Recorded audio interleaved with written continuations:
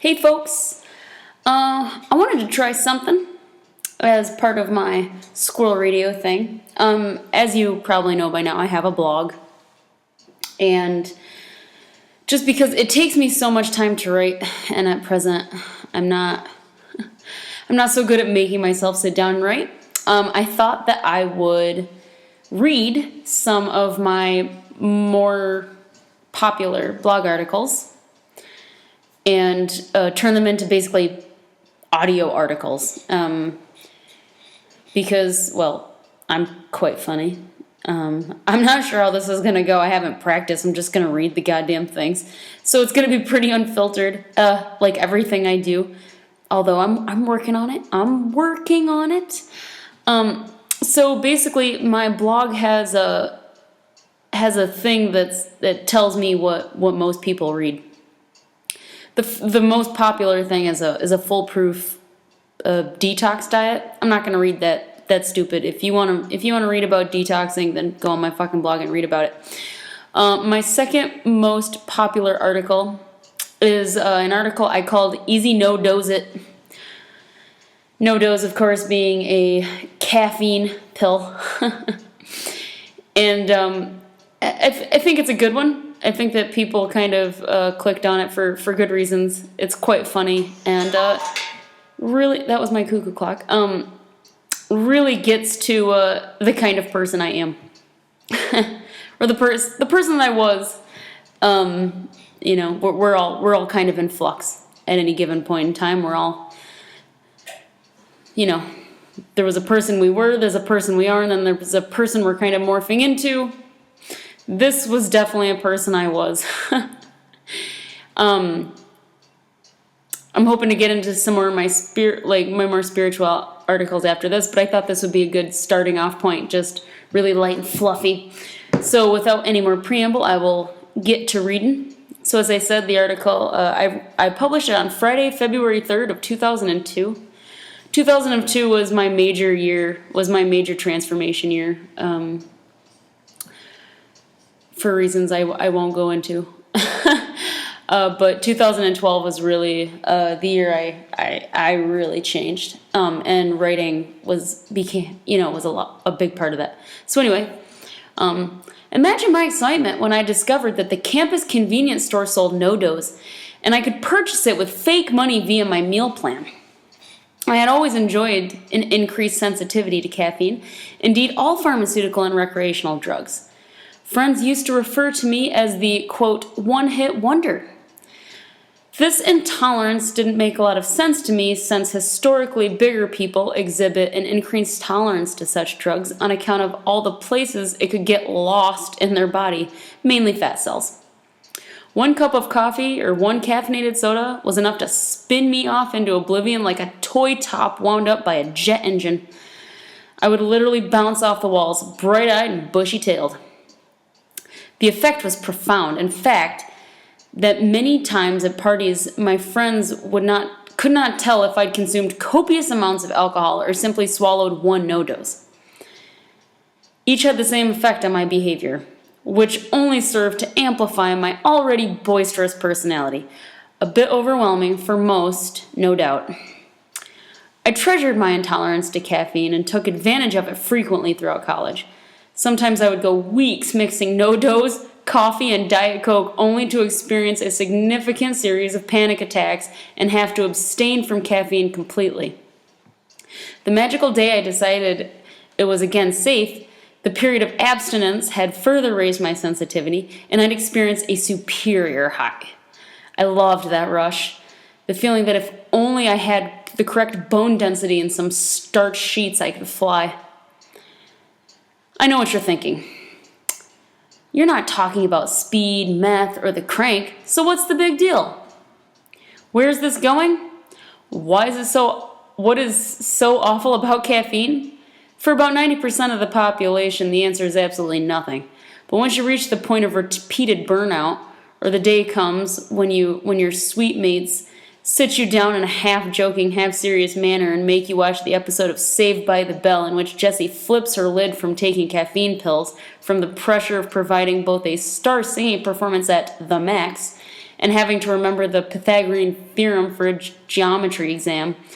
It's time to get a friggin' grip.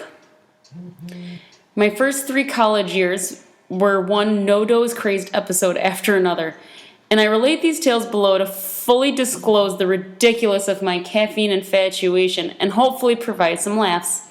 Now here's where you might want to go to the blog, because I actually post that Jesse Spano caffeine pill freakout video. Definitely worth a look, especially for you Kiwis who may not know what Saved by the Bell is. Epic American classic TV show for teens. Okay, back to the article. The first time I became aware that caffeine profoundly affected my thought patterns occurred early freshman year during a 2-hour general chemistry recitation that I had every Friday at 4 p.m. The horror! Anyway, if I didn't pop a dozy, I inevitably fell asleep in the green lounge outside my recitation room and would sleep straight through it. Such is college life. One day, desperately seeking something to occupy my caffeine-saturated racing mind other than the normality values of acids and bases, I noticed a group of people waiting to get on an elevator. I watched in infatuated awe as one man waited for all the other people to get into the elevator before him, intentionally stepping in last.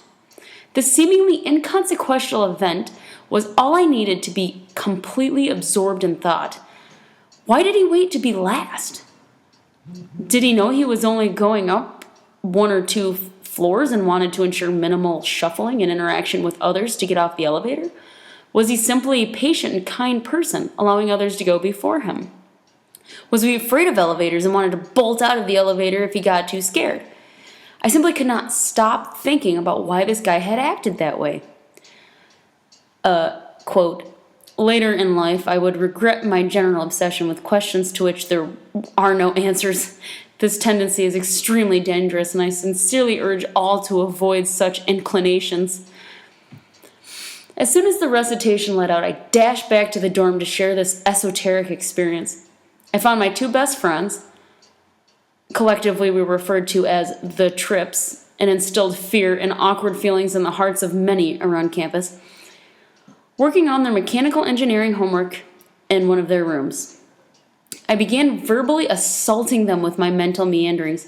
As my grandfather would say, I was wound up like a 10-day clock and my mouth was running like a whippoorwill's asshole. In parentheses, a whippoorwill is a bird, and no, I have no idea why his asshole is presumably going at Mach 5. They looked at me as though I had completely lost my mind and couldn't understand why I'd let such a trivial observation consume my mental capacity. I loved it, however, the entire experience, most of all the emphatic laughter that ensued from my fellow Trips. Caffeine was the stimulus, and I recognized that it could turn even the most ordinary situations exciting and eventful. My obsession with caffeine was thus solidified. Another memorable night, I took caffeine to complete a chemistry lab report. I'm not talking about a simple write-up about making soap. As a science major at the University of Rochester, a 10 to 15 page laboratory report was due every week for each lab, chemistry and biology, and each required detailed scientific observation, analysis, interpretation.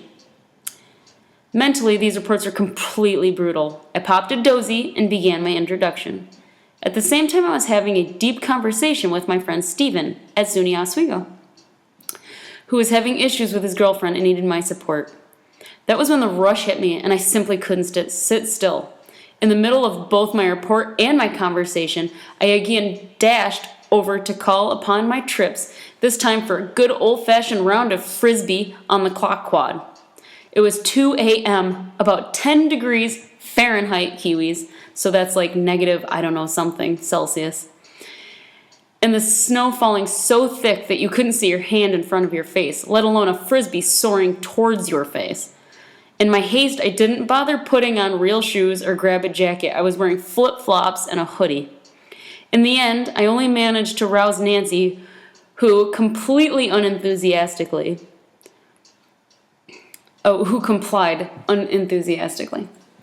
In retrospect, I think she just wanted to make sure I didn't have a heart attack while under the influence. When I got back to my room, I crashed and the lab report went untouched. The next morning I read, feeling both amused and ashamed. The frantic I am messages from Stephen that Stephen had written the night before. I had not told him that I was leaving to play Frisbee, and he basically had a one-way freak out with someone who wasn't receiving his messages in real time. Now he was stressed about both girlfriend troubles and the mysterious disappearance of his friend in Rochester. Caffeine always gave me the rush I needed to propel my typical level of crazy straight to batshit crazy. My sweet mates began to notice this trend and soon conspired against me for their own amusement. They all knew full well that being from the ho-hum town of Lafargeville, New York, I could not resist dancing to the Cotton Eye Joe by the Rednecks. To this day, it was true in 2012 and it's true in 2015, even halfway across the world. To this day, whenever I hear that song, especially under the influence, my feet lead the way and I dance until I collapse. They all found this compulsion both strange and extremely entertaining. One sweet mate was particularly enamored with my spunky, zealous line dance. I'll never forget the sound of her laugh and the delighted expression on her face as she clapped along with the music. I was all too happy to oblige, but of course I only took No Doz to get work done, and I couldn't work while dancing. Many nights and belated assignments passed in this manner. And again, I show a video of the Cotton Eye Joe. I'll play you a little of it. I'm pretty sure you've heard it. Everybody's heard this song. I'm going to resist the urge to get up and dance. It's not playing. All right, that was a big fat fail. For some reason, it's not playing, but you can look it up. The last tale is grade A and epitomizes the ridiculousness of my caffeine abuse. At the very end of fall semester junior year, I experienced extraordinary fatigue, which is uncommon for me. It turns out, after weeks of confusion regarding my fatigue, night sweats, and the softball-sized goiter that had appeared on the side of my neck, I had somehow contracted mono. Kiwis, you know this as glandular fever. Yes, I know it's called the kissing disease, and I would have been proud to lay claim to that mode of infection, but such was not the case. Actually, I'm fairly certain I got it from a friend as we were sharing some sort of alcoholic concoction from a Coke bottle.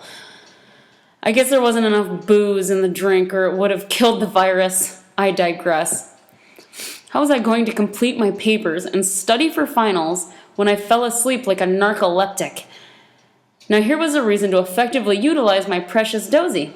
One night, after taking 3 or so pills, the panic hit me like a ton of bricks. Here's the catch. I didn't realize I was having a panic attack. In true panic attack fashion, I thought my symptoms were medically based and thus life-threatening. I became convinced that the mono had caused one of my tonsils to abscess. I had thus swollen and was now blocking my windpipe. I was being suffocated by my own tonsil. The clock told 3 a.m. as I completely lost grip of reality. I somehow got hold of the doctor on call at UHS, who called in a prescription for prednisone, a powerful corticosteroid, and the only treatment for mononucleosis virus. To the 24-hour pharmacy 10 miles away I went. I got my sweet mate, one of my sweet mates, who was a notorious insomniac, to drive my car and I to the pharmacy. She didn't have a driver's license. What fun and adventure! Coincidentally, the mono, though it sunk my A to a B in biochemistry because I fell asleep for an hour during the final exam, saved me from straight up failing physics since I took an incomplete for the course and gave it a second go my senior year. Even still, I nearly failed, squeaking by with a B-. I hate calculus-based physics, especially mechanics, with a vehement passion to this day. Don't ever ask me to calculate the angle of an incline down which a 5-kilogram wooden block is sliding with a velocity of 2 meters per second when the coefficient of friction is 2.1. I'll punch you in the face. That about does it for the Get to Know Summer session.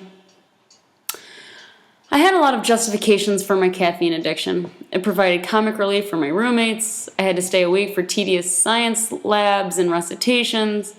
begin writing, reading assignments at 3 a.m., which were due in merely hours, combat mono, and most importantly, the rush was fantastic. That rush, however, had quickly morphed into full-blown panic attacks. Counterproductively, there are many things that people can't do during a panic attack, which include driving, talking, reading, watching TV, occupying any other thought than I'm going to die, breathe like a normal person, or productively function in any way whatsoever. So guess who wasn't getting her work done despite taking no dose for that very purpose? Me. In conclusion, I'll leave you with this food for thought concerning caffeine. Its physiological effects and people's individual sensitivity to it. Are you aware that the number one symptom of a food allergy is the body's strong craving for precisely what you're allergic to? This is completely counterintuitive, but is true nonetheless. Ask anyone with celiac disease. I discovered that my increased sensitivity to caffeine is actually an allergy, which is also why I experience such strong cravings for the drug. Also, since substances such as caffeine are so widely available and used, it's easy to forget their plant-based origin and primordial biological purpose. Caffeine evolved as a natural pesticide that paralyzes and kills insects. Doesn't it therefore strike you as odd that people would intentionally consume it in massive daily quantities? Let your common sense be your guide. The effects of caffeine are extremely variable from person to person. If you're prone to panic attacks, generalized anxiety, or experience sensitivity to caffeine, use it sparingly and not at all during periods of increased anxiety. Consequently, I'm not saying caffeine is either good or bad, rather that people must understand and respect their personal limits. For example, I allow myself at most 1 cup of coffee and 1 caffeinated soda a day. Even still, I usually experience shakes, light sensitivity, and a feeling of disconnectedness, all of which make it difficult to concentrate and complete tasks. When I overindulge, I typically find myself in panic city. During such times, I sit and ponder what an asshole I am for knowingly ingesting too much caffeine, as well as my impending demise. And that's the end of the article. That is funny. My sensitivity to caffeine is actually better now. I think it's because my anxiety is better. So just know the caffeine and anxiety they feed off of each other. I think that's, in conclusion, that's really the take-home message, is if you're an anxious ball of energy, really do think twice before consuming a ton of caffeine. So I hope you enjoyed that. Like I said, I plan to do these quite frequently. And yeah, that's the first one.